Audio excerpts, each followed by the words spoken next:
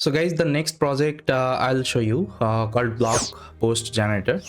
So here this is the interface, and again I use this Streamlit to create the interface.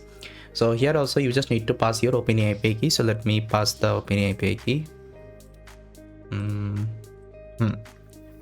Fine. You can also see the API key, okay, by clicking on the button. Now here you can pass any kinds of topic. Okay, so let's give any topic. So here I will give, let's say I want to generate the post related Python. See, by default it is generating one because inside my template I have given the prompt. Okay, if user is not giving anything, so by default it will generate something. Now see, if I give anything, okay, any topic, so now if I hit enter, so it should generate the blog post for that particular topic. Okay, see, this is the blog post actually my application has generated. You can also specify the number of tokens, like how many tokens you need from the LLM. Okay, in the prompt you can specify. I can give any kinds of, let's say, a topic name. Let's say I will give Tesla. Okay, enter. Now it will generate the Tesla related blog for me. Okay, see, got it.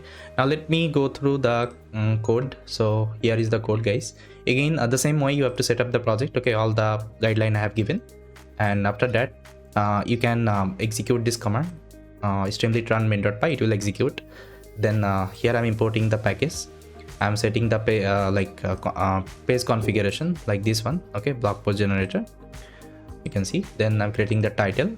I'm passing the OpenAI API key, and this is the function I have written for the generate response. So it will take the topic name, it will initialize the LLM. This is the prompt I have given.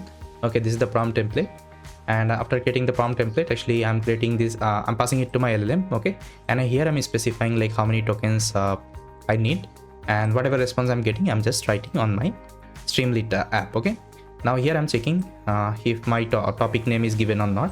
Okay, if it is given, I'm checking the API key, whether my OpenAI API key is given or not. If not there, I'm sending the warning. Otherwise, if it is set, I'm calling this particular function. Okay, generate response function, and this is how your application is working. Okay, now you are feel free to change this template. Okay, any kinds of thing you can change, any kinds of functionality you can add. Okay, it's up to you.